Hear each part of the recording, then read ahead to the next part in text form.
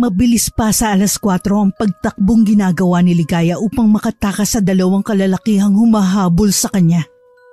Nang mga sandaling yun, tinatahak niyang masukal na kagubatan. At dahil malalim na rin ang gabi, madilim ang paligid, kaya naman wala siyang ideya sa dinadaanan at pupuntahan.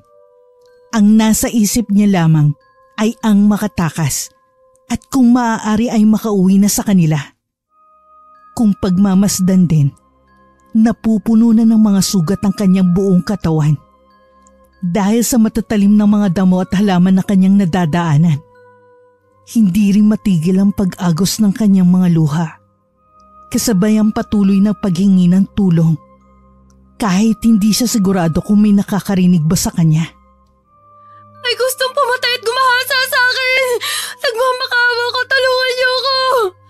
Pakiusap niyo ko pumamatay! Natapilok at nadapa si Ligaya nang hindi niya mapansin ang nakausling bato. Tumama ang ulo niya sa matigas na daanan kaya naman bahagya siyang nakaramdam ng pagkahilo. Pinilit niyang bumangon, subalit labis na nananakit ang kanyang mga paa at binti. Dahil doon, muli siyang napaluhat na pasigaw upang humingi ng saklolo.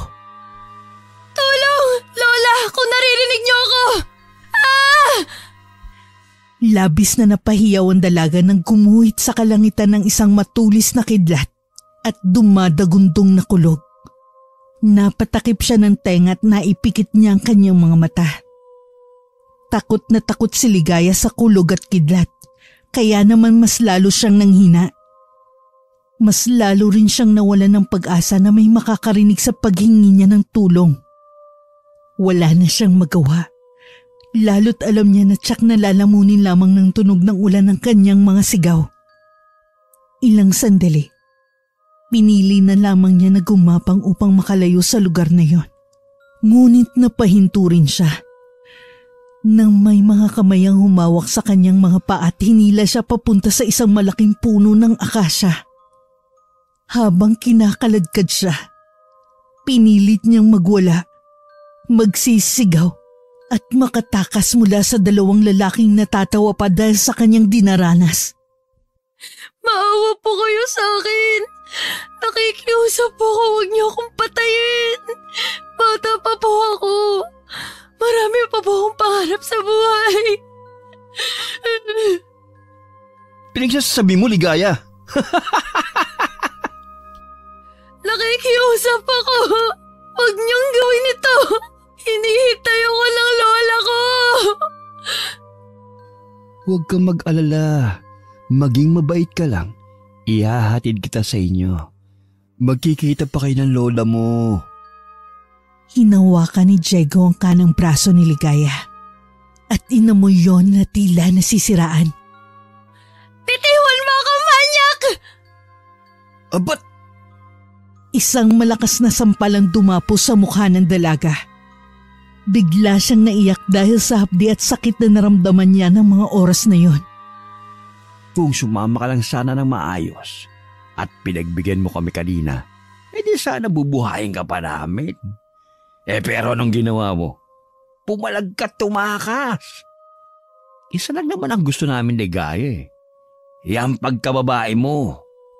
Nakikiusap ako! Gusto ko lang umuwi! Pagbigyan mo na kami. Sayang naman kung itatago mo lang yan. Halika na. Sandali lang naman eh. Sinabi ng bitiwan niyo ako! Ano ba? Masalagot kayo sa lola ko! Mga hayop kayo!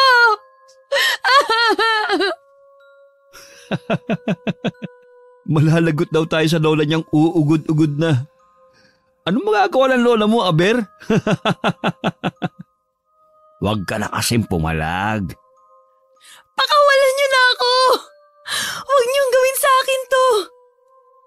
Grabe, ang ganda-ganda mo, Ligaya. Ikaw talagang pinapangarap kong makuha. Sa wakas, matutupad ko ng pangarap ko na makaisa sa'yo. Sige na, pagbigyan mo na kami. Para hindi ka na masaktan. Isa lang naman eh. Pagkatapos nun, Hindi na mauulit. Sige na, isa lang. Nababaliw na kayo! Wala ba kayong mga anak ko kapatid na babae? Wala nga eh. Bata pa ako, wag naman niyo akong ganito eh. Wala ba kayong mga asawa? Kung yung bagay na yan ang gusto niyo, edi sana naghanap na lang kayo ng babaeng makakasama niyo. Hindi niyo pakikialaman niyo ang mga taong nananahimik at naghahanap buhay ng maayos gaya ko. Mga hayop kayo! Talagang hayop kami, Ligaya. At matitikman mo ngayong gabi kung gaano kami kahayop. Isang klase ng hayop na takam sa karne mo. Walang magawa ang dalagang si Ligaya, kundi ang magsisigaw ng unti-unting alisin ng dalawang lalaki ang kanyang saplot. Mula sa pang-ibaba hanggang sa pang-itaas. Madilim man at umuulan, kitang-kita ng dalawa ang pagladlad ng dibdib at pagkababae nito. Kaya naman mas lalo silang nasabik na matikman nito. Nang mga sandaling yun, tila sila'y uhaw ng mga hayop. Ilang saglit pa, ginawa na nga nilang matagal nang pinapangarap sa dalaga. Ang makatalik ito at daanin sa santong paspasan ng pagkagusto nila sa dalaga. Habang ginagawa yun, hikbi at pagsigaw lamang ang nagawa ng dalaga dahil wala talaga siyang laban sa mga yon. Makalipas ang halos 1 oras, natapos ang dalawa sa pambababoy kay Ligaya. Kasabay nun ay ang paghinturi ng ulan at iyak ng dalaga. Halos hindi na makilala ang anyo ng dalaga dahil sa putik na bumabalot sa hubad niyang katawan. Kahit madulas ang lupa, ay pinilit niyang tumayo. Ginamit niya ang natitira niyang lakas para makasandal sa malaking puno ng akasya. Samantalang ang dalawang lalaki naman ay pinulot na ang kanilang mga saplot at muling ibinalik yun sa kanilang mga katawan. Maririnig ang malalakas nilang tawanan. Inuuyamang na biktimang dalaga. Halos manlaki ang mata ni Ligaya nang makita niyang matapos magbihis ni Lando ay pumulot ito ng isang malaking kahoy at tangkang ihampas sa pagal niyang katawan. Nanginginig niyang itinaas ang kanyang mga kamay. Teka lang, Easy. Kailangan ba talaga natin gawin yan? Ano ka ba naman, Diego? Tinatanong pa ba yan? Pero kawawa naman eh.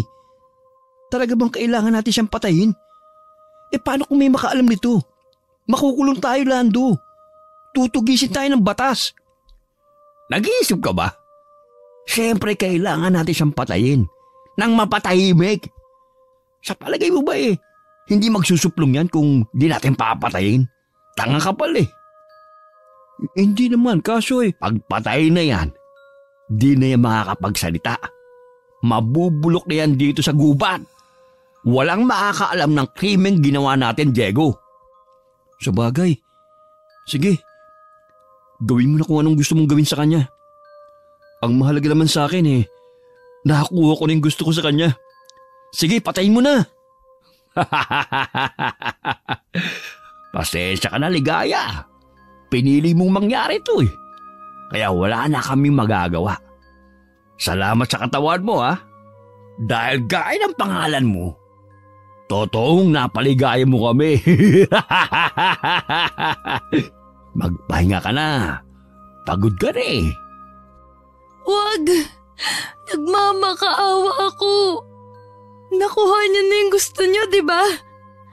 Hayaan niyo na akong mabuhay. Pangakong hindi ako magsusumbong. At sa tingin mo, maniniwala kami sa'yo?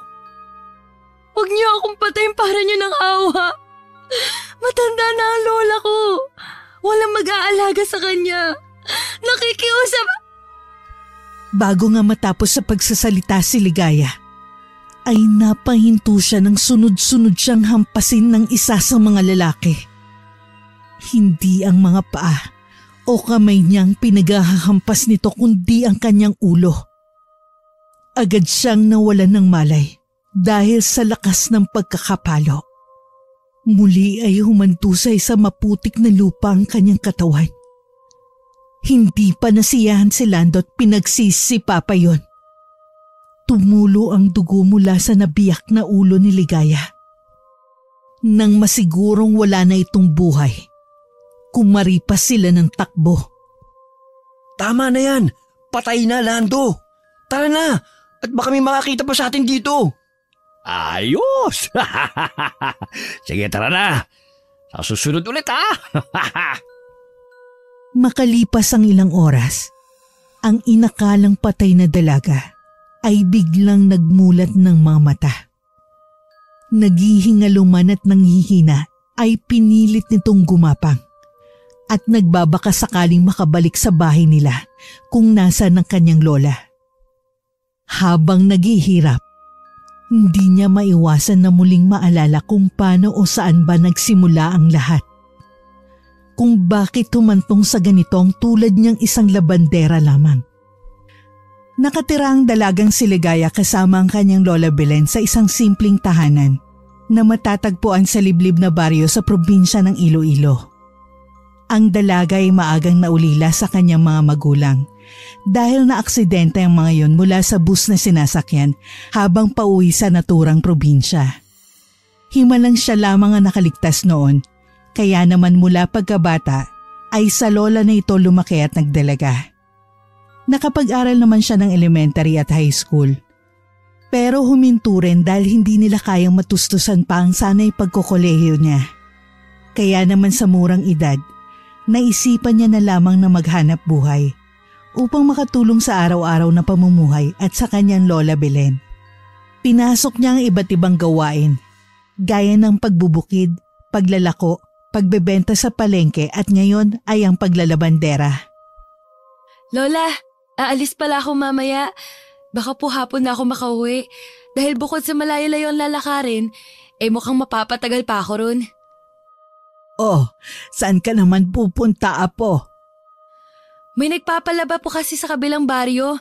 Malaki ang ibabayad kaya naman tinanggap ko na po. Sayang naman kung hindi ko tatanggapin. Dahil pambili rin yun ng pagkain natin at gamot po ninyo. Naku, Apo, huwag mo kong masyadong inaalala. Sabi ko nga sa'yo, hindi ko na kailangan ng gamot na gawa ng tao o sa mga butika. Sapat na ang mga dahong herbal na makikita sa paligid natin para gumaling ako. Alam ko naman pong makakatulong ang mga halamang makikita sa paligid natin. Bukod dun, alam kong manggagamot po kayo pero hindi ba't mabuti na rin ang makasiguro? Iba na po ang panahon ngayon. Nagbabago kaya naman kahit papano. May tiwala po ako sa mga gamot na mabibili sa butika. Ilang taon na rin po yung ubo at pagsikip po ng dibdib nyo. Naaagapan nga ng mga gamot na nakukuha natin. Pero nawawala po ba? May sakit man ako o wala, hindi na mahalaga yon. Matanda na rin ako. Kaya't hindi ko na kailangan pang intindihin kung anong nangyayari sa kalusugan ko. Kayo po yun, Lola. Pero iba po ako. Oh, matanda na po kayo. Pero hindi ibig sabihin nun papabayaan na natin ang kalusugan nyo. Hayaan nyo po, pagbalik ko at kapag may pera na ako, bibili agad tayo ng pagkain at gamot. Gagaling po kayo at makakasama ko po kayo ng matagal. Binanggit mo na naman ang tungkol dyan. Ano bang sabi ko? Kung kukunin man ako ngayon, bukas o sa mga susunod na araw, wala na tayong magagawa. Gaya rin ng sabi ko, masyado na akong matanda. Kaya naman parang nasa bingit na rin ang kabatayan ng buhay ko. Huwag po kayong magsalita ng ganyan, Lola. Tignan nyo, pinapayak mo na naman ako. Alam mo naman pong kayo na lang ang meron ako tapos ngayon parang sinasabi niyo mawawala na kayo. Hindi pwede, Lola. Dapat isipin natin magtatagal pa po kayo at makakasama ko po kayo hanggang sa mag-asawa na rin ako. Nako, masyado ka pang bata para sa salitang asawa, Apo. Kung yun ang gusto mo, piliin mo yung lalaking may respeto hindi lamang sa sarili niya o sa'yo, kundi sa lahat ng mga babae. Maniwala ka sa akin. Kapag nakatagpo ka ng ganong lalaki, sigurado akong mamahalin ka niya habang buhay. Gaya ng lolo mo bago siya pumanaw. Si Lola naman, nagbibiro lang po ako. Wala pa po akong balak na mag-asawa. Pero tama rin po kayo. Kung pipili man ako na mapapangasawa, syempre yung gaya na ni Lolo. Mataas ang respeto sa mga babae, sa sarili at pati na rin sa pamilya. Siguro kung nabubuhay pa siya, baka si Lolo ang papiliin ko ng lalaking dapat kong pakasalan. Yan din ang nasa isip ko, Apo. Pero hayaan mo na, wala man siya. Akong bahalang kumilati sa lalaking pipiliin mo. Kaya kong malaman kung talagang mahal ka niya at gustong makasama. Alam mo na, isa akong manggagamot at gamit ang aking kakayahan, malalaman ko kung totoo o hindi ang isang tao. Naku Lola, hindi niyo na po kailangan gamitin ang pagiging manggagamot po ninyo. Malalaman niyo ng isip ko at mararamdaman ng puso ko kung totoong mahal ako ng isang lalaki. Isa pa, napag-usapan na po natin ang tungkol dyan. Hindi na po muna kayo manggagamot o magpapatuloy sa gawain po ninyo. May edad na po kayo kaya naman sana, nagpapahinga na po kayo. Ako na pong bahala sa lahat. Huwag kang mag-alala, Apo. Gaya ng sinabi mo, hindi na muna ako babalik sa ganong gawain. Pero syempre, kapag may talagang nangangailangan, kailangan nating tumulong. Opo naman Lola, kapag may nangailangan lang po at hindi po bilang trabaho. O tapos na po pala ako sa pagluluto, kain na po tayo. Mamaya kung saan na naman mapunta ang usapan natin. Ganon na naging araw-araw na pamumuhay ng maglola. Gaya ng naisalaysay, labandera ang kasalukuyang hanap buhay ng dalaga. Samantalang nasa bahay lamang ang kanyang dating manggagamot na lola. Kilala noon ang matanda sa kanilang baryo at huminto lamang simula nang magkasakit ito. Pinatigil ito ni Ligaya para na rin sa kanyang kalusugan. At bukod doon, dahil na rin sa matanda na ito. Sapat naman ang kinikita ng dalaga upang tustusan ang kanilang pangangailangan. Ngunit hindi na maiwasan na magkulang kapag gamot na ng matanda ang pag-uusapan. Medyo may kamahalan kasi yun at sa bayan pa ng kanilang lugar mabibili. Ginagawa niyang lahat dahil sa isip niya, hindi niya kayang mawala ang lola niya at mabuhay ng mag-isa. Sa kanyang paglalabandera ay hindi maiwasan ng mga tao na magtanong kung bakit pinili niya ang ganitong gawain. Gayong dalaga pa naman siya, magandang pangangatawan at may maamong mukha. Pwede naman daw itong magtrabaho sa bayan bilang waitress, tindera, kahera o kaya naman ay mag-asawa ng mayamang lalaki. Sa tuwing naririnig ito ng dalaga, isa lang ang nagiging sagot niya. Ayaw niyang mapalayo sa kanyang lola Belen. Hindi na raw baling magkasira-sira ang balat niya sa kamay o kutis sa katawan. Ang mahalaga, araw-araw niyang nakakasama ang matanda. Dahil nga sa maagang naulila, ay ito na ang tumayo niyang ama't ina. Isang bagay na gusto niya ring mapalitan bilang bahagi ng pagsasakripisyo nito at pagpapalaki sa kanya. Pagsapit ng hapon ay tuluyan nang nakaalis ang dalagang si Ligaya patungo sa kabilang baryo, kung saan ito maglalaban ng mga damit ng pamilyang kumuha sa kanya bilang labandera. Pagdating doon ay nagsimula na nga siya sa gagawin. Dahil marami-rami ang mga labahin, sa tingin niya ay mukhang mapapatagal nga siya at aabutin ng hapon o baka nga gabihin pa. Pasensya na ha, medyo marami-rami na itong mga damit na lalabhan mo. Ilang linggo na kasing hindi bumabalik yung labandera namin kaya medyo naipon. Hindi ko nga alam kung bakit bigla na lang hindi nagpakita yung tao na yun eh. Kaya naman naisip namin na kumuha ng bagong maglalaba. May nakapagsabi na malinis ka raw maglaba kaya kinuha ka na namin. Nako, ayos lang po Manang Using. Sanay na po ako sa paglalaba kaya easy na lang po to sa akin. Isa pa, kung hindi ko matapos, pwede ko naman pong balikan bukas. Hindi naman ganun kalayo ang baryo namin dito. Sigurado ka ba? Siguro mas mabuting matapos mo na kung kakayanin. Naglalakad ka lang papunta rito. Kaya naman nakakapagod rin kung 2 araw mong tatrabahuhin yung mga labahan. Hayaan mo, kapag natapos mo yan, ay ibibigay ko agad ang bayad. Matanong ko lang, balita ko kasi lola mo na lang ang kasama mo sa bahay. Mag-isa lang ba siya ngayon doon? Ayos lang ba siya? Opo, ang lola ko na lang ang kasama ko sa bahay.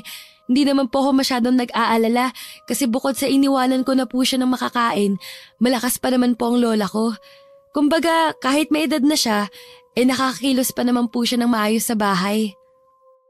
Mabuti naman kung ganon. Balak ko kasi kapag nagustuhan ko ang paglalaba mo, ikaw na lang muna ang kukunin ko. 3 beses sa 1 linggo. Kung ayos lang sa'yo, lalong-lalo na sa lola mo. Huwag po kayong mag-alala. Wala pong problema kapag nakuha niyo po ako.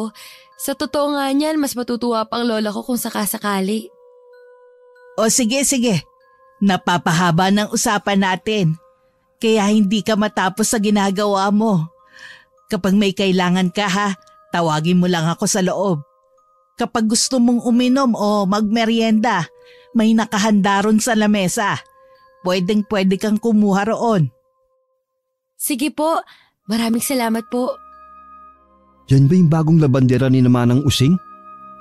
Sa tingin ko, mas bata kung ikukumpara dun sa nakaraan nilang labandera. Tignan mo, mas makinis din ang balat at mas maganda. Kaso parang bata pa niya para maging labandera. Sa tingin ko, 18 pa lang yan. Ang bata-bata pa para maghanap buhay. Ano naman kung bata? Sa akong 18 yan, dalaga na yan. At hindi na bata. Tignan mo nga manamit. Ang sexy. Bakat na bakat yung katawan. Pati yung mga dibdib niya. Hoy, huwag ka magsalita ng ganyan. Baka marinig at isumbong tayo kay Manang Using. Alam mo na ngang pinagbibintangan tayo sa pag-alis ng dati niyang labandere. Ayoko na masundan pa yun. Bakit natatakot ka? Wala naman tayong kinalaman dun ah. Oo, kinausap natin at niligawan yung dati nilang labandera. Pero hindi na natin kasalanan kung umalis yun. Kung na-offend ba o kung ano pa man. Saka, mukhang mabait tong bago. Napakaamo ng mukha. Saka parang ang sarap kausapin. Huwag na tayo makipag-usap dyan. Gaya ng sabi ko, ayoko na mapagbintangan kapag umalis ulit yan. Bahala ka. Basta ako. Kakausapin ko siya at liligawan. Gusto mo, pustahan tayo eh.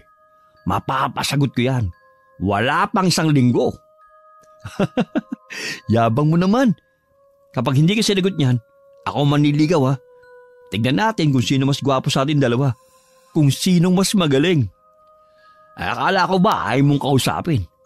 Ba't nakikisali ka sa pustahan ko? Kunwari ka pa. Gaya ko, trip mo rin niyang bagong labandera ni Manang Using. Hindi naman sa trip. Ang akin lang, iwas muna tayo at ang gulo mong kausap, tol. Basta, ako lang munang kakausap dyan at manliligaw. Manood ka at matuto kung paano dumiskarte ang Kuya Lando mo. Hindi nagkakalayo ang edad ng 2 magkapatid na lalaki. Kaya naman magkasundo ang mga ito sa halos lahat ng bagay. Gaya ng nabanggit, umalis nga ang dating labandera ni Manang Using dahil sa pangungulit nila. Lalong-lalo na ni Lando. Pinipilit nitong ligawan at mapasagot ang labandera noon. Dahil mukhang nayamot at nainis, bigla na lamang yung hindi pumasok. Ilang araw na itong hindi nagpapakita kaya naman sa ngayon, si Ligayang pumalit rito. Pagsapit ng hapon, nang magsasampay na ang dalaga, ay biglang sumulpot si Lando sa harap nito. Bit-bit ang isang kumpol ng bulaklak. Iniabot niya yun sa nagtatakang si Ligaya. Sandali pa itong napahinto sa pagsasampay upang malaman ang pakay ng lalaki. Para sa'yo. Pang-welcome gift dahil bago ka sa aming baryo. Maligayang pagdating sa lugar ng mga macho at gwapo. Pasensya na po. Hindi ko matatanggap yan. Unang-una, hindi po masasabi na bago ako rito. Dahil hindi naman po ako titira sa baryo ninyo. Nandito po ako para magtrabaho. Maglabandera po. Ikalawa, medyo natatawa po ako sa huli niyong sinabi. Mga macho at gwapo? Nako, hindi po ako interesado sa mga ganong bagay. Sa muli, pasensya na po. Hindi ko naman sinabi maging interesado ka eh. Ang akin lang. Kaya ako to binibigay. Dahil alam mo na, gusto kong makipagkaibigan. Saka maraming siraulo sa lugar na ito. Kung magiging magkaibigan tayo, ako ang bahala magprotekta sa'yo. Pangako, kapag nasa tabi mo ako, palagi kang ligtas. Hindi ko po alam kung ano ang dapat isagot eh. Kung pakikipagkaibigan po, wala namang problema pero pasensya na ulit. Bilin kasi ng lola ko na wag ako masyadong lumalapit sa mga lalaki, lalo na sa mas may edad sa akin. Matanong ko lang po, ilang taon na po ba kayo? Pangit naman ang turo ng lola mo. Nasa edad ba ang pakikipagkaibigan o pakikipagrelasyon? Kung mas matanda ako sa'yo, bawal na ba? Naku kuya, lalo po akong naguguluhan sa'yo. Kung pwede po, umalis na kayo dahil marami pa akong gagawin. Kailangan ko pong matapos tong ginagawa ko dahil uuwi po ako sa amin. Kung hindi niyo po mamasamain. Akala ko pa naman mabait ka. Bastos ka rin palang bata eh. Siguro masama rin ang ugali ng lola mo, no? Mali-mali kasi ang turo niya sa'yo eh. Sayang, ang ganda at sexy mo nga. Bastos ka naman. Sayang ka talaga. Wala naman po akong pake kung sinasabi niyo maganda o sexy ako. Hindi po kawalan ng mga bagay na yon. Dahil hanap buhay ang pinunta ko rito. Hindi po ang opinion niyo o kayo mismo. Isa pa, wala po kayong karapatang husgahan ng Lola Belen ko. Dahil sa lahat ng mas matatandang nakilala ko, isa siya sa mababait. Hindi gaya niyo. Unang usap pa lang, hindi na agad magandang intensyon. Aba, talagang bastos ka. Gusto mo halikan kita, ha? Gusto mo? Pag mo akong iinisin, aalisin ko yung pagkababae mo. Kayo ang bastos! Ulitin mo pang sabihin yan, isusumbong kita sa lola ko. Wala kang respeto sa mga babae. Napakabastos mo! Talagang hinahamon mo ako, ha? Bago pa mahawakan ni Lando si Ligaya at makagawa ng kahit anong kilos ay mabilis na pumagitna si Manang Using. Gamit ang tubig na nasa balde, ibinuhos niya yun sa nanggigigil at galit na lalaki. Napaatras naman ang isa mula sa pagkagulat. Subukan mong saktan o galawin ang bago kong labandera. Hindi lang yan ang aabutin mo. Baka nakakalimot ka. Hindi pa tayo tapos sa naging una kong labandera. Nang dahil sa'yo at sa kapatid mo, umalis siya at hindi na bumalik dito. Tama si Ligaya, dahil napakabastos ninyo. Hindi nyo dapat pinipilit ang isang babae, lalo na sa mga bagay na kayo lamang ang may gusto. Umalis ka na dahil kung hindi, ipapatawag ko ang punong barangay para ipadampot ka. Kumalma ka, tanda. Eto na, aalis na. Ligaya pala ang pangalan mo, ha? Hindi pa itong huli. Magtatagpo ulit tayo. Aalisin ko yung pangalan mo at papalitan natin ng malungkot. Tandaan mo yan. Hindi pa rito natatapos ang lahat. At talagang nagbanta ka pa, ha? May mangyari lang kay Ligaya. Ikaw agad ang pagbibintangan ko at isusumbong. Kaya tandaan mo rin yan. Manahimik ka, tanda! Wag mo kong inisin. Baka idamay kita kasama ang asawa at anak mo. Makaalis na nga. Nakakasuka yung mga pagmumukha nyo. Nang makaalis nga si Lando, ay makikita ang labis na panginginig ng dalagang si Ligaya. Dahil sa takot mula sa mga sinabi nito. Ilang sandali pa, hindi nito maiwasang mapaluha. Kaya namang mabilis itong pinatahan ni Manang Using. Ayos ka lang ba, Ligaya? Pasensya ka na. Sira ulo talaga yon at walang modo. Huwag kang mag-alala. Hindi na mauulit yun. Kapag ginalaw ka pa niya o pinagsabihan ng hindi magaganda, isusumbong na natin siya. Okay lang po ako. Medyo nabigla lang ako. Dahil unang pagkakataon ko palang naranasan to. Ang pagsalita ng ganun at pagbantaan ng hindi maganda. Manang Using, paano kung totohanin niya yun? Paano kung balikan niya ako? Pasensya na rin po, hindi ko maiwasang mag-isip ng kung ano-ano.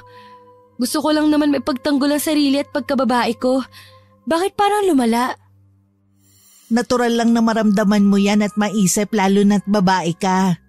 May mga ganun talagang lalaki sa mundo. Gaya nga ng sabi ko, sila rin ang dahilan kung bakit hindi na bumalik ang dati kong labandera. Kung hindi ka na rin babalik, irerespeto ko naman yun. Dahil gaya mo, may takot din akong nararamdaman para sa'yo. Pag-iisipan ko po, Manang Using. Bukod sa kailangan ko kasi ang trabahong to, wala rin po ko ibang pag-eekstrahan. Baka po wala akong kitain at wala akong maibiling gamot para sa lola ko. Ikaw ang bahala. Basta ako, handang tumulong at kunin ka pa rin bilang labandera. Pero uulitin ko, kung hindi mo na gusto ay irerespeto ko. Saka huwag kang mag-alala. Sasabihin ko mamaya sa asawa ko ang mga nangyari. Para hindi namang gulo pa yung Lando kasama ng kapatid niya rito. Kapitbahay ko lang ang mga yan. At dahil binantaan ka sa harap ko, sigurado kung hindi na niya uulitin yun. Dahil kapag ginawa niya, sisiguruhin kong makukulong siya. Salamat po. Dahil sa mga sinabi niyo, bahagyang nabawasan ng kaba at takot na nararamdaman ko. Sige po, tapusin ko lang tong ginagawa ko. Malapit na rin kasing dumilim eh. Delikado na po kung aabutin ako ng gabi sa daan. Tinapos na nga ni Ligaya ang pagsasampay. Habang ginagawa yun, ay hindi niya pa rin maiwasang isipin ang mga nangyari kani-kanina lamang. Hindi niya maiwasan na mag-isip ng kung ano-ano. Lalo na kapag naaalala ang mga salitang binitiwan ng lalaking nakausap niya na nagngangalang Lando. Sandali pa siyang napasulyap sa katabing bahay kung saan ito nakatira. Mukhang nagtanda at natakot naman yon dahil hindi niya na ito matanaw roon. Ilang sandali pa ay napabuntong hininga siya. Nang makapasok sa loob at masabi kay Manang Using na tapos na siya sa gawain, iniabot ng isang bayad para sa kanyang paglalaba. Napakalaking halaga naman po nito, Manang Using. Sa tingin ko po sobra-sobra tong bayad niya sa akin. Ano ka ba? Maliit lang yan. At isa pa, marami kang nilabhan kaya dinagdagan ko na. Saka napansin ko, gaya ng mga sinasabi ng ibang tao napakalinis mong maglaba. Gusto ko ang tulad mong labandera, kaya kung may pagkakataon na makabalik ka, welcome na welcome ka ulit sa akin. Kung mapag-isip-isip mo, Lunes, Miyerkules at Biyernes ang paglalaba mo sa amin. Kung gusto mo lang naman, pero dahil nga sa mga nangyari, alam kong may pag-aalangan ka. Sige po, gaya naman po ng sabi ko, pag-iisipan ko po. Maraming salamat po talaga dito. Makakatulong to ng labis sa amin, lalo na sa lola ko. Mauna na po ako, magdidilim na po kasi eh. Sige, mag-iingat ka ha. Gusto mo ba ihatid na kita sa dulo ng baryo? Para makasiguro tayong makakauwi ka ng maayos. Alam mo na, baka kung anong maisip at gawin nung Landong yun sa'yo. Naku, wag na po. Kaya ko na po ang sarili ko. Isa pa, kayo na rin po ang nagsabing baka matakot na siyang ulitin yun. Dahil kapag ginawa niya, siya rin naman ang mayayari. Napapahaba na po ang sinasabi ko. Alis na po ako. Ilang minutong paglalakad ng matahak ni Ligayang masukal na kagubatan patungo sa kanilang baryo. Hindi niya maiwasan na mapatingin sa paligid. Dahil pakiramdam niya ay may mga matang nakamasid sa kanya. Sandali pa siyang huminto lalo na nang makarinig ng mga kaluskos kung saan. Napapikit siya at napadasal sa lumikha para sa kanyang kaligtasan. at hinihiling na makauwi na maayos sa kanila. Ilang saglit pa sa kanyang pagpapatuloy ay bigla na lang lumitaw sa harap niya ang lalaking nambastos sa kanya kanina, si Lando. Kahit magdidilim na ng mga sandaling yun, kitang-kita niya ang masama nitong ngiti, kasabay ng mga titig na alam niyang iba ang intensyon. Dahil sa pagkabigla ay napaatras siya at magsisigaw sana upang humingi ng tulong, ngunit bigla na lamang siyang hinila ni Lando at tinakpan ng kanyang bibig. Subukan mong sumigaw, papatayin kita.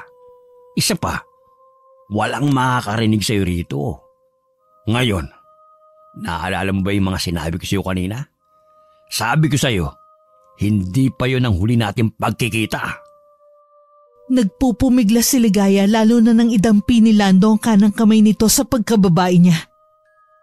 Ilang sandali pa, pinipilit ng lalaki na ibaba ang kanyang pangilalim na kasuotan at kasabay nun ay paghalik sa kanyang leeg at mga dibdib. Bago tuluyan magawa ang gusto, gamit ang tuhod ay malakas na pinatama yun ni Ligaya sa naninigas at maselang parte o ari ni Lando. Napaaray at halos mamaluktot ito dahil sa sakit na nararamdaman. Ah! Hayop ka! Hindi ka makakatakas sa akin. Pagbabayaran mo tong ginawa mo! Dapat lang sa'yo yan, manyakis! Wala kang respeto sa mga babae at lalo wala kang takot sa Diyos dahil sa pinaggagawa mo! Nang sabihin yun ni Ligaya ay mabilis siyang nagtatakbo. Ngunit hindi rin agad nakalayo dahil mabilis na nabawi ni Lando ang lakas. Naabutan siya nito at hinawakan na mahigpit sa buhok. Kaya naman napahiga siya sa lupa. Ilang sandali pa, kinaladkad siya ni Lando papunta sa damuhan. At doon, muli niyang inulit ang ginagawa kanina. Walang hiya ka! Bitawan mo ko! Tulong! Tulungan niyo ako! Isa lang naman, Ligaya. Pagbigyan mo na ako ngayon. Pangako, hindi na mauulit. Gustong-gusto ko lang matikman ang katawan mo eh. Ang mukha mo at lalong-lalo ng pagkababae mo. Huwag ka na rin magsisisigaw. Walang makakarinig sa'yo rito. Ipinagpatuloy nga ni Lando ang plano. Ngunit bago nito magawa ang gusto, isang malakas na sipa ang natanggap niya mula sa isa pang lalaki na kararating lang. Nang mapatayo siya, isang malakas na suntok naman ang natamo niya. Dahil sa inis, gumanti siya kaya naman nauwi sa suntukan ng dalawa. Samantala si Ligaya ay napaatras lamang at hindi makapaniwala sa nakikita. Kung hindi siya nagkakamali, ipinagtatanggol siya ng lalaking estranghero sa kanyang paningin. Maya-maya, nang hindi na makayang lakas ng dumating na lalaki, mulang magawa si Lando kundi ang magtatakbo. Mababakas pa rito ang labis na inis at galit. Babalik ako! Babalikan ko kayong dalawa! Subukan mo! Subukan mo lang ulit bumalik. Hindi na kita sasantuhin. Sisiguraduhin kong mababasag na yung mukha mo sa susunod. Lalo na kapag sinaktan mo ulit ang babaeng to. Ayos ka lang? Halika. Tulungan na kitang tumayo. Oo, ayos lang ako. Salamat dahil kung hindi ka dumating, baka kung ano nang nagawa ng lalaking yun. Akala ko makukuha niya na ang pagkababae ko. Akala ko mamamatay na ako. Hindi ko alam kung sino ka pero salamat ulit. Walang anuman. Nangangahoy kasi ako kanina tapos nakarinig ako ng mga sigaw. Kaya napatigil ako sa ginagawa ko. Hinahanap ko kung saan nanggagaling yung sigaw eh. Ayun, nakita ko may ginagawang hindi maganda yung lalaki. Kaya hindi ko na nakontrol yung sarili ko. Ikaw, bakit ka pala naligaw rito? Hindi ka pamilyar sa akin eh. Taga rito ka ba? O taga kabilang baryo? Isa akong labandera kay Manang Using, kung nakikilala mo siya. Sa totoo nga niyan, binastos din ako kanina ng lalaking yun. At akala ko, hindi na mauulit kaya kampante akong umuwi mag-isa. Tama ka, Taga kabilang baryo ako. Medyo malayo-layo pang lalakarin ko kaya… Hatid na kita sa inyo. Wala nang araw oh. Mamaya balikan ka nung lalaki at gumawa na naman ng hindi maganda. Gusto ko naman siguro na ligtas ka makakauwi sa inyo. Bago ko bumalik sa ginagawa ko at sa bahay namin. Sigurado ka? Medyo malayo pa kasi. Baka ikaw mapahamak lalo na at madilim dito sa gubat. Kaya ko pa naman maglakad eh. Sige na, hayaan mo akong ihatid ka na. Tignan mo nga oh, parang natatakot ka pa dahil sa mga nangyari kanina. Parang may trauma ka pa. Masiguro ko lang na ligtas ka na. Ayos na ako ron at uuwi na rin. Ayoko kasi makakita ng mga babaeng binabastos at napapahamak. Lalo na kung kagagawa ng isang lalaki. Talaga? Nakakatuwa naman yung mga sinabi mo. Bakit? Tama naman di ba? Dapat ang mga babae nirerespeto. Dapat lahat sila minamahal at binibigyan ng pagkakataon na pumili para sa kanilang mga sarili. Hindi yung pinipilit at binabastos. Gaya na lang nung ginawa nung lalaking yung kanina. Hindi ko kaya makakita ng ganun. Nakakagalit. Alam mo, akala ko talaga wala nang lalaking matino. Pero binago mo yung pananaw ko. May iilan pa pala. Gaya mo, may respeto sa tulad kong babae. Naku, huwag mo naman pinapalaki yung tenga ko. Tara na, magpatuloy na tayo sa paglalakad. Baka lumalim na ang gabi at mas lalong maging delikado sa daan. Sabi mo nga, malayo-layo pang lalakarin mo. Salamat. Ano nga pala ang pangalan mo? Ako si Diego. Ikaw, anong pangalan mo? Ligaya. Ligaya ang pangalan ko. Nagpatuloy na nga ang dalawa sa paglalakad. Habang nasa daang tinatahak, hindi maiwasan ng mga ito na magpatuloy sa pag-uusap, kaya naman mas nakilala nila ang isa't isa. Hindi rin maiwasan ni Ligaya na mapangiti. Dahil tila natagpuan na niya ang lalaking maihahalin tulad sa kanyang namayapang lolo. Sa nakikita niya, labis na respeto ang binigay ni Diego lalo na sa babaeng katulad niya. Kumbaga napaka-gentleman din ito at talaga namang pinili pa nitong ihatid siya sa kanilang baryo. Habang naglalakad nga ay hindi niya maiwasang mapatingin dito at mapansin ng may kagwapuhang mukha nito. Sa isip niya, sana ito na nga ang lalaking hinahanap niya. Na sana totoo ang mga nakikita niya. Samantala sa isip naman ng isa ay iba ang tumatakbo rito. Napapangiti rin siya ng lihim dahil mukhang epektibo ang kanyang plano na makuha ang loob ng dalagang si Ligaya. Kapag nagpatuloy ito at nagkaroon ng pagkakataon, hindi niya na ito sasayangin pa. Sisiguruhin niyang hindi man ito natikman ng kanyang kuya Lando. Siyang magiging una at makakaisa rito. Makalipas ang halos 1 oras ay nakarating na sila sa baryo ng dalaga. Sa muli ay nagpasalamat si Ligaya rito. Gusto man niyang imbitahan si Diego sa bahay ng kanyang lola, pero sinabi ng lalaki na sa susunod na lang dahil medyo malalim na ang gabi. Malayo-layo pa raw ang kanyang lalakarin kaya naman uuwi na siya. Makikita ba ulit kita, Ligaya? Oo naman. Bale, Miyerkules na ulit ng balik ko sa baryo niyo para maglaba kay Manang Using. Pwede mo akong puntahan doon. Pwede tayong magkwentuhan doon habang naglalaba ako. Kung gusto mo lang naman. Naku, hindi pwede. Medyo malayo kasi ang bahay ko dun sa sinasabi mong si Manang Using. Mas madalas mo ako makikita sa gitna ng gubat. Dahil halos araw-araw din naman ako nangunguha ng panggatong para sa bahay. O sige, daanan na lang kita ron kapag nagkataon. Kung magtama man uli ang landas natin, doon na lang tayo magkwentuhan. Sige, aasahan ko yan ha. Mauna na ako, Ligaya. Mag-iingat ka. Salamat ulit sa pagtulong at paghatid sa akin dito sa baryo namin. Utang ko ang kaligtasan ko ngayong araw sa'yo. Hindi nga mawala sa mukha ni Ligaya ang ngiti habang naglalakad papasok sa kanilang bahay. Hindi siya makapaniwala na mukhang interesado rin ng lalaki sa kanya. Hindi niya alam pero sa lahat ng lalaking nakaharap niya, ito ang bukod tangi at masasabi niyang komportable siya. Napakiramdam niya, ligtas siya at walang mangyayaring masama. Nang makapasok ay nadatnan niya ang kanyang Lola Belen na nagluluto ng kanilang panghapunan. Lola, ako na po dyan. Pasensya na po at ginabi ako. Marami po kasing nangyari ngayong araw, kaya medyo late na rin ang naging uwi ko. Ang bango naman po ng niluluto nyo. Ano po to? Pinakbet? Oo, Apo. Napansin ko kasing wala ka pa. At gaya ng sabi mo, baka mahapunan ka kaya pumunta muna ako sa bukid para manguha ng mga gulay. Tamang-tama lang palang dating mo. Teka, maghahanda na ako ng plato at ng makakain na tayo. Sige po, ako na po ang magsasandok ng kanin at ulam. Nga pala Lola, may maganda akong balita. Habang naghahanda ng makakain, ay isinalaysay na nga ni Ligaya ang pagkakaroon niya ng sapat na pera mula sa paglalabandera.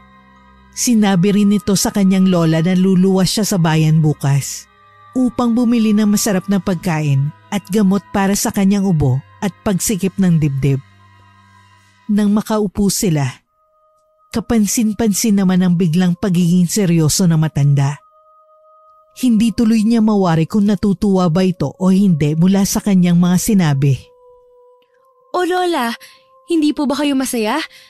Ang sabi ko po, malaki ang ibinayad sa akin ni Manang Using. Kaya magiging sapat po to para makabili na rin ako ng gamot ninyo. Bukod sa balitang yan, may gusto ka pa bang sabihin, Apo? Nakikita ko ang saya sa mukha mo, pero iba ang sinasabi ng mga mata mo. May pangyayaring nag-aalangan kang sabihin sa akin. Pwede ko bang malaman kung ano yon? Naku Lola, ano pong pinagsasasabi ninyo? Baka kaya ganito ang mga mata ko dahil alam niyo na, pagod po ako sa maghapong paglalaba. Tignan niyo nga, ginabi po ako kaya… Apo, wag mo sanang kalimutang isa akong manggagamot kaya't malalaman ko kung nagsisinungaling ka o hindi. May kakayahan akong matukoy ang nasa isip mo. Hindi mo man direktang sabihin. Sa nakikita ko, tungkol ito sa isang lalaki. Ngayon, tatanungin ulit kita. Anong nangyari kanina? Mula sa mga binitiwang salita ng matanda, ay napahinto si Ligaya sa pagkain. Tama nga naman ito. Muntik na nga niya makalimutan na magaling na manggagamot ang kanyang lola. Kaya't mahirap ang magsinungaling sa harap nito. Napahinga siya ng malalim at ilang saglit pa. Ang sakit na pinipigil kanina ay lumabas sa pamamagitan ng pagluha. Doon ay buong puso niyang isinalaysay sa kanyang lola ang mga nangyari mula sa kamay ng lalaking nagngangalang Lando. Nang marinig ng matanda ang lahat, labis na galit ang makikita sa mukha nito. Ginawa niya ang mga bagay na yun sa'yo?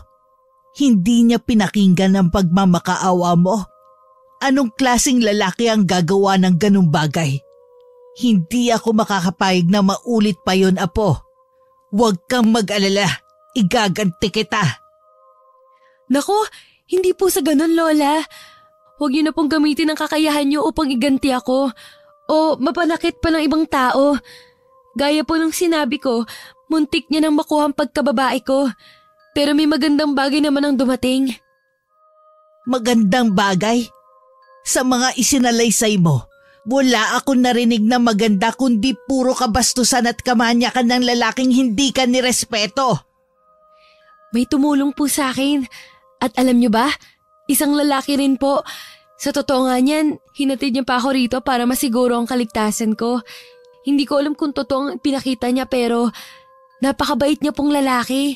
Ibang-iba siya sa mga nakaharap ko at lalong naiiba siya dun sa Lando na nagtangkang gahasain ako. Apo, huwag kang palilinlang sa mga nakikita at naririnig mo lang. Minsan, nasa loob ang kulo ng isang tao na makikita mo lang sa gitna ng hindi inaasahang pangyayari. Po, hindi ko po maintindihan Lola. Sinasabi niyo po bang masamang tao si Diego? Yung lalaking nagligtas sa akin at nagpakita ng kabutihan? Hindi ko direktang masasagot ang tanong na yan. Pero tandaan mo ang sinabi ko. Hindi lahat ng kaharap natin ay mabuti. Darating din ang araw na mauunawaan mo ang gusto kong sabihin. Pero ngayon, nang banggitin mo ang pangalang Diego, ay nagpintig at nag-init ang mga tenga ko. Hindi ko pa man nakikita ang lalaking sinasabi mo. Pero kilala mo ko. Kapag ganito ang nararamdaman ko, ibig sabihin ay hindi maganda. May gusto ka ba sa lalaking yon? Po? Wala po, Lola. Humanga lang po ako sa kanya dahil pawang mga kabutihan lang po talagang nakikita ko. Kaya hindi ko maintindihan kung bakit yan ang nakikita at nararamdaman niyo sa kanya. Makinig ka na lang sa sasabihin ko, Apo. Hindi naman ako magbibitaw ng kung ano-anong mga salita kung hindi ito para sa ikabubuti mo. Kung balak mo pang bumalik sa baryong yon upang maglabas sa sinasabi mong manang using, huwag mo nang ituloy dahil mapapahamak ka lang. Sa mga isinalaysay mo at sa nakikita ko, hindi ligtas ang magbalik ka pa sa lugar na yon. Kaya kung ano man ang nasa isip mo, alisin mo na yan at kalimutan. Sige po, kung yun po ang gusto nyo, wala rin naman po akong magagawa dahil mas alam niyo po ang mga bagay na nakakabubuti sa akin. Dahil mas alam niyo po ang mga bagay na nakabubuti sa akin, maiiwan ko po muna kayo. Ayusin ko lang damit na susuotin ko bukas papunta sa bayan. Hindi na nga hinintay ni Ligaya ang magiging tugon ng kanyang lola dahil agad siyang dumiretso sa kanyang silid. Hindi niya alam pero kahit tama ang Lola Belen niya, ay nagtatampo pa rin siya rito sa hindi maipaliwanag na dahilan. Lalo na nang sabihin nitong wag na siyang bumalik sa baryong kinalalagyan ng among si Manang Using. Bukod doon, oo at natatakot siya na baka ulitin ni Lando ang pananamantala sa kanya. Pero sa loob niya, paano naman ang lalaking nakilala niyang si Diego? Para kasing iiwan niya to sa ere gayong halos wala pang isang araw silang magkakilala. Parang gagawin niya lang ang lahat dahil sa mga sinabi at bilin ng lola. Napahiga siya at nag-isip-isip. Hanggang sa hindi na nga niya namalayang dinalaw na siya ng antok. Samantala, labis ang tawa at halakhak ni Lando mula sa mga sinabi ng kapatid na si Diego. Hindi siya makapaniwala na ang biglaang plano nila kanina ay magtatagumpay pala. Seryoso ka ba? Ganun mo lang siya kadaling napaasa at nakuha? Buwisit talaga eh. Dinaan ko pa sa malabakal na kamay yung pala. Kailangan lang na magpanggap. Ayos yan, Diego. Kapag napasagot mo na siya, tawagin mo ko ha. Isama mo ko. Hindi pwedeng ikaw lang ang makatingin kay Ligaya. Dapat ako rin. Oo naman kuya. Dapat hating kapatid. Sabi ko sa iyo eh. Halatang birhen at mabait yung si Ligaya. Kaya hindi mo yung madadaan sa pambobola. Dapat talaga ay paasahin ko na may gusto ko sa kanya. At kailangan ko rin mapilit na magkagusto siya sa akin. Di ba? Sa paraang yun, hindi ko siya kailangan pilitin. Kusa niyang ibibigay ang sarili niya kapag inakala niyang may gusto ko sa kanya. Matanong ko lang, kailan mo ba balak gawin yan? Ang tanungin siya tungkol sa nararamdaman niya. Mamaya kasi, maunahan ka pa ng iba. Hindi naman sa minamadali kita. Mahirap na. Sayang si Ligaya.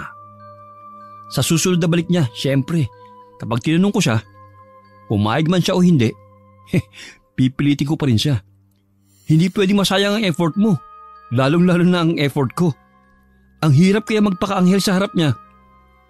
Oo, mahirap. Lalo nung sinapak mo ko kanina. Kailangan patuloy nating magpanggap na nagsusuntukan para lang isipin ng babaeng na tagapagtanggol ka niya. Humanda siya. Masakit pa rin tong ari ko dahil sa ginawa niya.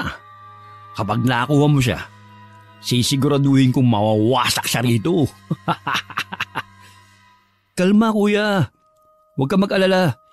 Hindi naman nasayang ang lahat ng mga sakit na naramdaman mo. Akong bahala. Matitikman natin ang labanderang yan. Kinabukasan nga ay maagang umalis si Ligaya patungo sa kanilang bayan. Gamit ang perang kinita kahapon, bumili siya ng mga gamit sa bahay pagkain at syempre gamot ng kanyang lola Belen.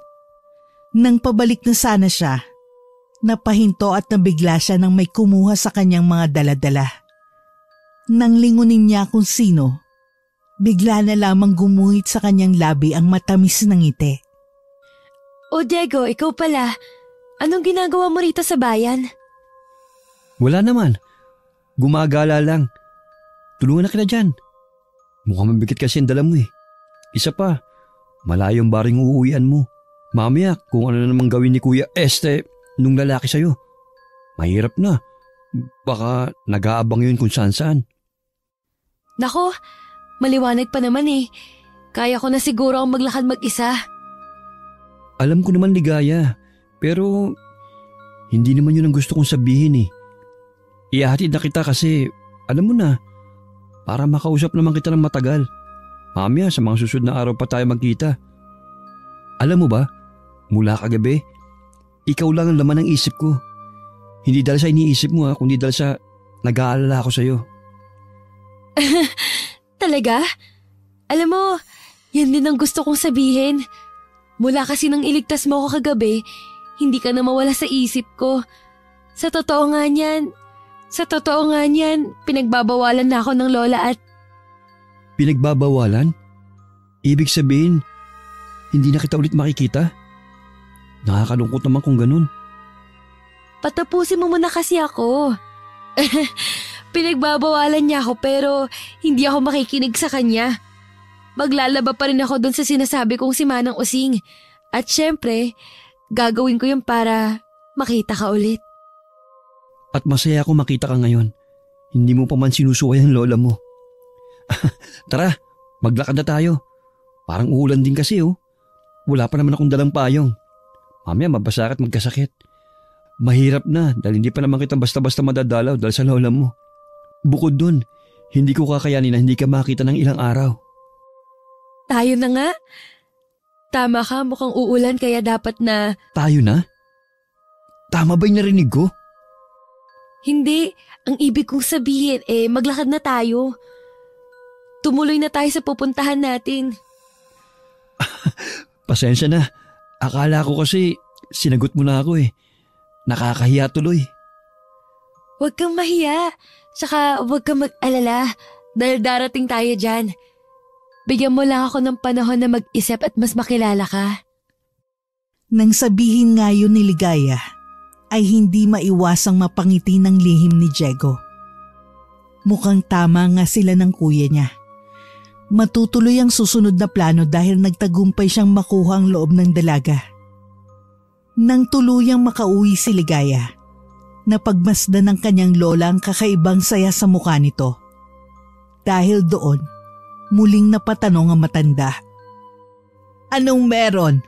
Parang ang saya-saya ng apo ko ha? Ano po kasi, napag-isip-isip ko yung mga sinabi niyo kagabi. Tama naman po kayo kaya hindi na ako babalik kay Manang Using. Pero maglalabada po ulit ako sa ibang tao. May kumuha po kasi ulit sa akin. Diba Lola? Ang saya po kasi hindi ako nawalan ng trabaho. Mabibili ko pa rin ang mga gusto niyo at mga gamot po ninyo. Ito nga po pala, yung mga pinamili ko sa bayan. Binilhan ko na rin po kayo ng paborito niyong tinapay. Mabuti naman kung ganon. Maraming salamat dito. Walang anuman po, Lola. Tsaka, kumain kayo ng marami at uminom ng gamot. Dapat mas malakas pa po kayo sa akin at mas matibay ang resistensya. Maayos naman ang pakiramdam ko, apo. Pero dahil binili mo ang gamot na ito, iinumin ko. Maiba ko lang ang usapan. Sino ba yung bago mong paglalabhan ng damit? Saan at kailan ka aalis? Bali po, dyan lang din sa kabilang baryo, Lola. Hindi na po ron sa dati. Ibang lugar at ibang amo na rin po. Tuwing Biyernes lang pong punta ko doon. Kaya itong darating na Biyernes, aalis po ko. Nagsasabi ka ba ng totoo, apo?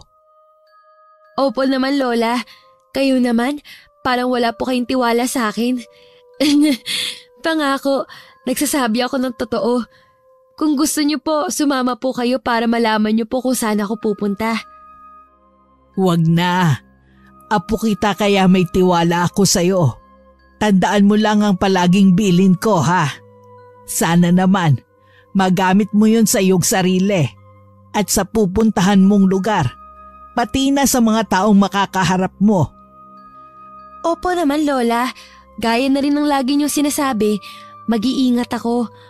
Huwag po kayong mag-alala. Lagi ko pong gagawin yun. Salamat po sa pangunawa. Napabuga ng hangin si Ligaya matapos sabihin ng mga salitang yon. Ito kasi ang unang pagkakataon na nagsinungaling siya sa harap ng kanyang Lola Belen para lamang sa lalaking nagugustuhan niya. Kinakabahan lang siya kung nahalata o nalaman ito ng matandang manggagamot. Inayos naman niya ang pananalita at ekspresyon kaya sa tingin niya ay hindi napansin ang kanyang pagsisinungaling. Ginawa niya yun hindi lamang para sa trabahong labandera, kundi para makita na rin ang iniibig na si Diego. Kaya naman nang sumapit ang araw ng Biyernes, masaya siyang binaybay ang daan patungo sa gubat, kung saan niya pansamantalang kikitain ng lalaki. Yun kasi ang napag-usapan nila, at ng araw na yon ay sinadya niyang maagang umalis, upang matagal silang makapag-usap at hindi maapektuhan ang trabaho niya. Nang makarating sa lugar kung saan din siya iniligtas noon, nakita niya ang lalaki sa tabi ng malaking puno. Sa kinauupuan nito ay nakalatag ang malaking tela, kasamang mga inumin at pagkain. Nang mga sandaling yon, parang date nga ang gagawin nila. Anong meron? Basta, espesyal ang araw na ito para sa atin. Tamang-tamang dating mo. Dahil nakahanda na rin ang mga iinumin at kakainin natin. Pasensya na. Hindi ako umiinom ng alak eh. Siguro ayos na ako sa juice na dala mo. Walang problema. Ako na lang ang iinom. Halika, maupo ka na rito at na makapagkwentuhan tayo. Yun nga ang ginawa ng dalaga. Sa loob ng halos 1 oras ay napagkwentuhan nila ang buhay ng bawat isa. Siyempre gaya ng plano, pagsisinungaling lamang lumalabas sa bibig ni Diego. Hindi nito sinabi ang totoong pagkatao para mapaniwala ang dalaga sa kabaitang ipinapakita niya. Samantala, bilang totoo sa sarili, ay nailahad ni Ligayang lahat ng tungkol sa kanila. Mula nang ipinanganak siya, mamatay ang mga magulang, ang lolo, pati na ang pagtira niya sa kanyang lola. Ang lungkot naman pala ng pinagdaanan mo, Ligaya. Kung hindi ako nagkakamali, 18 years old ka na, di ba? Ibig sabihin, nasa tamang edad ka na. Oo, 18 na ako. Bakit mo pala natanong ulit? Hindi na ako magpapaligoy-ligoy pa. Base kasi sa mga kwento mo, parang kailangan mo na makakasama sa buhay. Sabi mo nga, matanda na rin ang lola mo. Kaya baka sa mga susunod, mag-isa ka na lang. Kung papahintulutan mo, gusto ko sana maging bahagi ng buhay mo, Ligaya. Ha? Teka, parang ang bilis naman. Hindi ko alam ang isasagot ko eh. Isa pa, masyado pa kasi akong bata para sa isang relasyon. Kung hindi mo mamasamain, hindi ko muna masasagot ngayon ang tanong mo. Bata? Dalaga ka na, Ligaya. At gaya ng ibang mga dalaga at babae, may pangangailangan ka rin. Alam mo naman sigurong ibig kong sabihin, oh. Mahirap na. Baka dumating yung araw na mag-isa ka na lang. Kahit papano, nandito ako para samahan ka. Hindi ko alam, Diego eh. Isa pa, bakit parang nagbago yung tono ng pananalita mo? Parang hindi na ikaw yung Diego na nakilala at nakausap ko. Mukhang naparami ka na ng inom. Itigil mo na yan. Kailangan ko na rin kasing pumasok kay Manang Using. Hindi ako lasing dahil alam ko ang mga sinasabi ko. Hindi mo ba ako gusto? Kasi ako mahal na mahal kita, Ligaya. Ikaw ang pinakamagandang babae na nakita ko. At ayaw na kitang pakawalan pa. Pakiusap naman. Sagutin mo na ako. Siguro, oo. Maaring mahalin kita. Pero hindi ang Diego na kaharap ko ngayon. Kundi ang taong minsan ang nagligtas sa akin. Pasensya na ha. Hindi ko kayang ibigay yung oo na hinihingi mo dahil ibang iba ka sa lalaking nakilala ko. Mauuna na ako. Baka hinahanap na ako ni Manang Using. Huwag mo naman akong iwan sa ere, Ligaya. Sige, kung ayaw mo maging nobyo ko, bigyan mo lang ako ng pagkakataon na matikman ka. Na makaisa sa'yo. Kahit yun lang sana at hindi lang makasama ka habang buhay. Nasisiraan ka na ng bait, Diego. Akala ko pa naman mabait ka. Naiba ka sa mga lalaking nakakasalamuha ko. Yung pala, hindi. Gaya nila, kalibugan at kamanyakan lang ang alam mo. Yun lang ang gusto mo sa akin at wala nang iba. Aalis na ako at huwag ka na magtatangka pang sundan ako. Baka lalo lang kitang kasuklaman. Huwag kang mag-alala. Hindi kita susundan. Pero tandaan mo tong sasabihin ko. Bago ka makauwi uli sa inyo, matitikman muna kita. Kaya naman mas lalo kang mag-ingat, lalo na kapag dadaan ka sa gubat na ito. Hindi na nga ito pinansin ni Ligaya at nagpatuloy sa paglalakad patungo kina Manang Using. Nang makarating doon, agad siyang napaluha habang isinasalaysay sa ginang ang kanyang karanasan. Doon ay nalaman niya ring magkapatid ng dalawang lalaki na parehong nambastos sa kanya. Tila tuloy nagsisisi siya mula sa pagsaway sa kanyang lola at pakikipag-usap kay Diego. Hayaan mo, ihahatid ka namin bukas. Pagkatapos mo maglaba dito ka muna manatili sa bahay namin. Dito ka muna magpalipas ng gabi dahil delikado ang umuwi lalo na't dalawa na silang nagbanta sa'yo. Pasensya ka na ha, nang dahil sa paglalabandera mo sa amin mukhang malalagay ka pa sa kapahamakan. Iba talaga ang mundo at iba rin ang pag-iisip ng maraming kalalakihan. Salamat po, Manang Using. Baka ito na rin pong huli kong pagpasok sa inyo at paglalaba. Bala ko po kasi hindi na muna bumalik dahil natatakot na po ako para sa kaligtasan ko. Ang hirap na po kasi magtiwala mula nung niloko ako ng Diego na yun. Okay lang, Ligaya. Mas mabuting doon ka na lamang maglabandera sa inyo kesa naman sa malayo. Mapapahamak ka pa. Kukuha na lang ako ng bagong labandera at bukas, kapag nahatid ka na namin, sisiguruhin kong mapapadampot at makukulong na ang magkapatid. Ayaw ko nang maulit pa ang ganitong pangyayari. Nagpatuloy na nga si Ligaya sa kanyang ginagawa. Nang mga sandaling yun, binibilisan niya ang paglalaba dahil paminsan-minsan ay napagmamasdan niyang nakatanaw ang magkapatid sa kanya. Iba ang mga tingin nito at tila ba handa siyang sugurin anumang oras.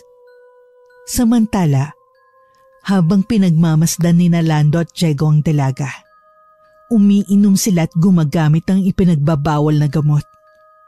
Nang mga sandaling yun, pareho na silang sabog at iba na ang tono ng kanilang pananalita. Paano yan? Hindi natuloy ang plano mo. Hindi naman pala kayang madaan sa kalmadong paraan eh. Kailangan na natin ng sapilitan para matikman ang labanderang yan. Tama ka, Tol. Yun na nga ang kailangan natin.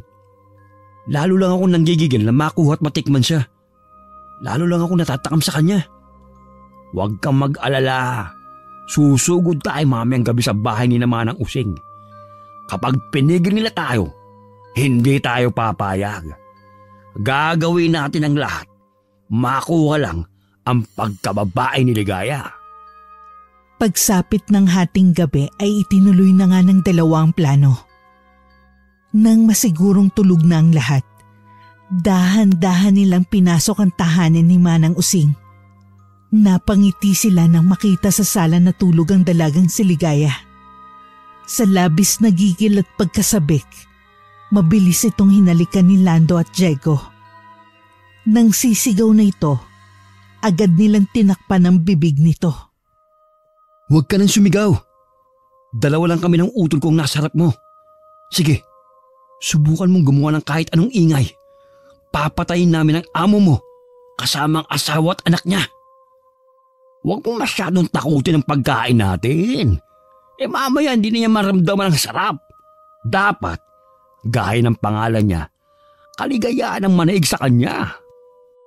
Sa labis na takot, mabilis na kinagat ni Ligaya ang kamay na nakatakip sa kanyang bibig.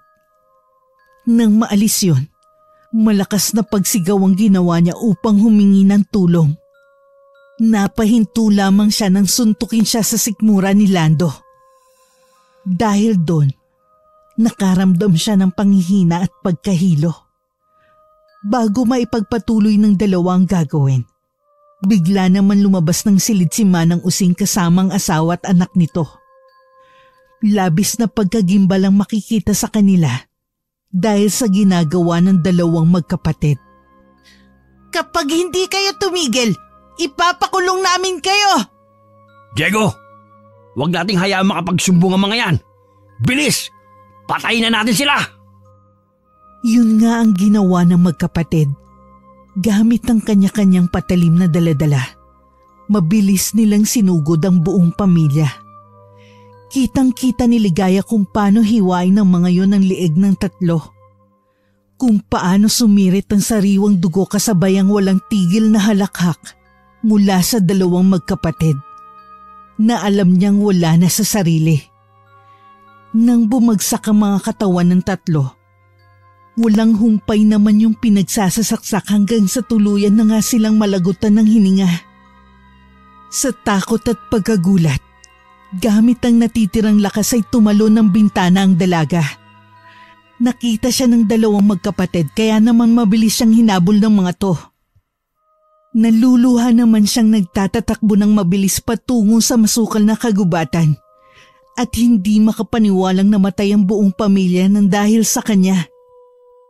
Isang malakas na paghugot ng hininga ang ginawa ng dalaga.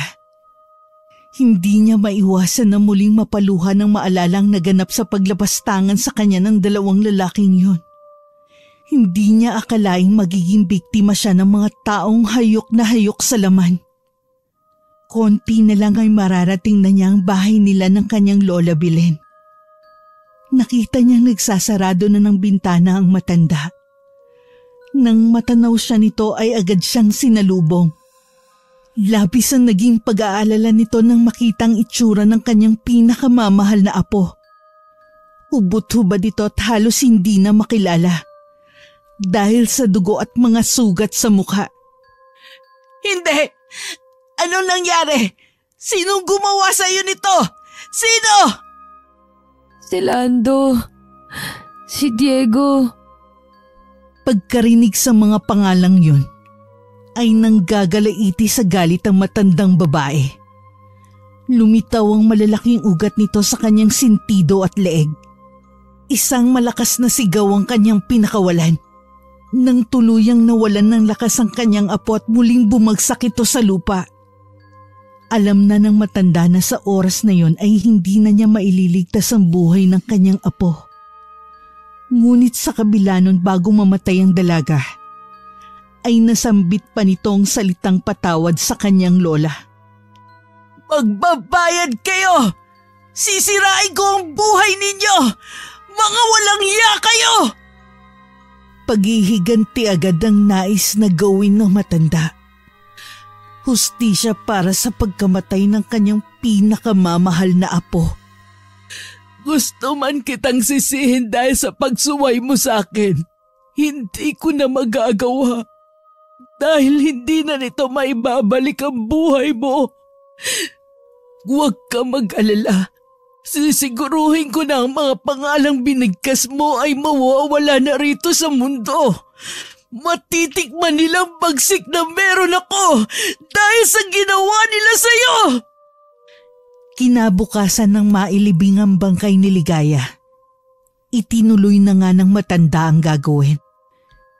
Sa madilim na sulok ng kanyang bahay ay nagtulos ito ng dalawang itim na kandila. Umaalingaw-ngaw sa katahimikan ng gabi ang mga engkantasyon o orasyong sinasambit ng matanda habang nasa kanyang tabi ang iba't ibang garapon na may lamang uod at insekto. Samantala nang mawala ang tama ng alak at droga sa katawan ng magkapatid, ay doon nila napagtanto ang kanilang nagawang pagkakamali. Agad-agad ay binaybay nila ng kanyang kuya Lando ang malawak na bukirin upang takasan ang krimen na kanilang ginawa. Nagpasya silang lisanin ng baryo at magpakalayo upang hindi sila mahanap at mapagbintangan sa mga nangyari. Tol, bakit tayo nagpadala sa alak at droga? Wala na tayong magagawa. Wala na, patay na, Diego. Kaya bilisin mo na ang paglalakad dyan. Kailangan natin makalayo kaagad dito. Natatakot ako. Ikaw, hindi ka ba natatakot sa ginawa natin? Baka makulong tayo dahil sa ginawa natin kay Ligaya. Ngayon ka pa matatakot? Kahit magsisi ka, huli na, Diego. Nakuha naman natin ang gusto natin, hindi ba? Natikman naman natin si Ligaya. Anong pinuputok ng butsi mo? Hindi ba gusto mo rin naman talaga to? Totoo naman. Gusto ko talaga si Ligaya. Pero hindi ko akalaing aabot tayo sa ganito. Kailangan natin siyang patayin, Diego. Pwede ba? Tumigil ka na sa kakadaldal mo. At baka mamaya may makarinig pa sa atin. Hayaan mo na si Ligaya. Pinagpipesa na siya ng mga uhod sa gubat. Teka. Ang sakit ha. Ano yun? Aray! Ang sakit ng pantog ko. Parang ang init. Anong nangyayari sa atin? Ang sakit ng ano ko. Aray! Aray! Ang kaninang matitikas na lalaki ay bigla na lamang namamaluktot at napapahawak sa nananakit nilang mga pagmamay-ari. Mainit yon at mahapding-mahapde. Pakiramdam nila ay may gumagapang na bagay mula sa kanilang pantog palabas. Ramdam na ramdam nilang malikot at pagkalikot ng kung anong bagay na yon sa loob ng kanilang mga suot na salawal. Nang hindi na matiis, ay hindi na nakapagpigil ang dalawa. Mabilis silang nag-alis ng salawal. At doon, napagmasdan nila ang paglabas ng kulay itim na likido sa dulong bahagi ng kanilang mga ari. Sabay silang napatingin at nakaramdam ng takot. Inisip nila na baka nagkaroon sila ng kung anong sakit dahil sa panggagahasa kay Ligaya. Magsasalita at maninisi na sana si Diego. Ngunit muli silang napasigaw na may kung anong mga buhay na mga bagay ang dahan-dahang lumalabas sa kanila mula roon, maliban sa itim na likido. Dahil doon, tuluyan silang namilipit sa sakit. Hindi ko na kaya! Ang sakit! Inakarma na yata tayo, Tol! Sinisigil na tayo ni Ligaya! Tukmol! Paano gaganti ang patay? Ang sabihin mo, may sakit yung walang hiyang babae na yun. Nalinti ka na. Aray! Aray! Ano ba kasi ito lumalabas na to? Ang sakit! Ligaya, patawarin mo na ako. Patawarin mo na kami sa nagawa namin sa'yo. Malahimik ang hayop ka, tanga! Mula sa maselan nilang parte, ay napansin nila ang paglabas ng mga maliliit na uod. Ang kanilang puson ay nagiging kulay ubi na rin at tila lumulobo. Napapansin nilang sa ibabaw ng balat nito mula sa loob ay may humuhulmang hugis ng mga gumagapang na insekto. Dahil doon ay nagsisigaw ang dalawang binata. Nahirapan na rin silang huminga dahil sa sobrang sakit na kanilang nararamdaman. Sumisigaw sila ng tulong subalit walang nakakarinig sa kanila. Dahil nasa gitna sila ng kabukiran. Muling bumuhos ang napakalakas na ulan. Walang pinagkaiba yun sa nangyaring pag-ulan nung isang gabi. Bumalik sa kanilang alaalang naging anyo ng dalaga. At sa bawat pagguhit ng kidlat sa langit, ay para nilang nakikitang babaeng hubot-hubad at may basag at dugo ang mukha. Galit na nakatingin ito sa kanila. Ligaya, tama na. Kung ikaw man ang gumagawa nito sa amin, pakiusap. Patawarin mo na kami. Itigil mo na to. Baka mamatay kami. Ilang sandali pa, sunod na nanakit ang kanilang mga tiyan. Tila ba may kung anong bagay ang gumagalaw o kumakalikot doon. Maya-maya ay tuluyan na nga silang nagsuka ng itim na likido. Malapot yun at sobrang baho. Parang amoy ng nabubulok ng patay na hayop. Makalipas pang ilang minuto, sabay silang napatingin sa harap ng makitang papalapit na matanda. Si Lola Belen. Kitang-kita sa mukha nito ang galit, bagsik at hinagpis mula sa paghihigante dahil sa pagkamatay ng kanyang apo. Nang tuluyan nitong makalapit, ilang mga kataga ang kanyang binitawan. Sinamantala ninyo ang kahinaan ng apo kong si Ligaya. Sinamantala ninyo ang kabaitan na meron siya. Nang dahil sa tawag ng laman, mananakit kayo, manggagahasa at papatay ng inosenteng tao. Ibahin ninyo ko. Pumapatay ako ng mga makasalanan, lalo na ang mga nagkasala sa aking pamilya. Patawarin mo kami, pakiusap. Ang gusto lang sana namin ay matikman siya, hindi ang patayin. Hindi namin sinasadya. Hindi namin alam ang ginagawa namin. Nakikiusap po ako. Alam kong hindi ito ang gusto ng apo niyong si Ligaya. Alam kong gaya niya. Mabuti po ang puso niyo. At Oo, mabait at mabuti ang puso ng apo ko. Pinalaki ko siya sa tama, sa paggalang at sa kabutihan. Pero nasaan na siya ngayon? Patay na! Paano mo nasasabi ang mga bagay na yan kung kayo mismo ang dahilan kung bakit siya namatay? At pasensya na mga iho, hindi ako gaya ng apo kong si Ligaya.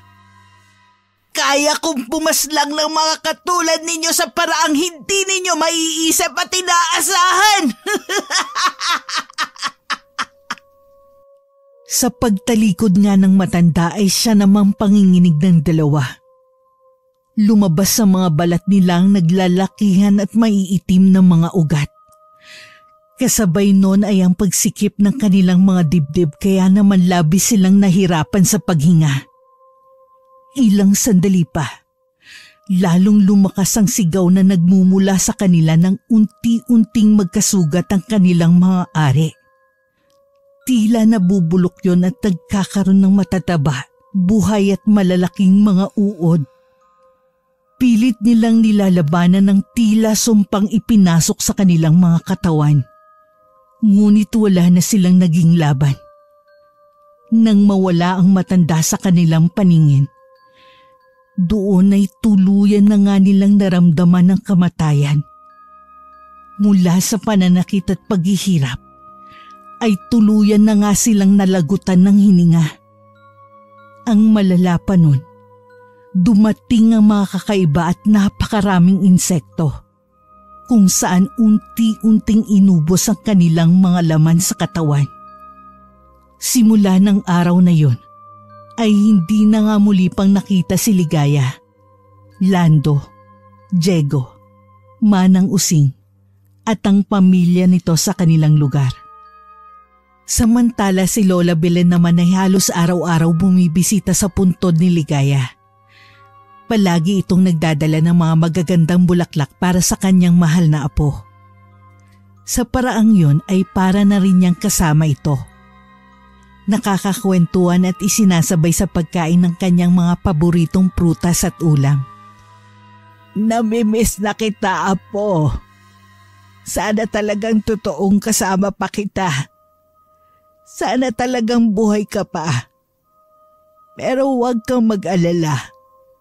Alam ko kung nasan ka man ngayon. Alam kong masaya ka na. Dahil nakuha mo na ang hustisya. Naipaghiganti na kita sa mga gumahasa sa'yo. Ngayon sinusunog na ang kanilang mga kaluluwa sa impyerno. Wakas. Tulong! Tulungan niyo ako! Mabilis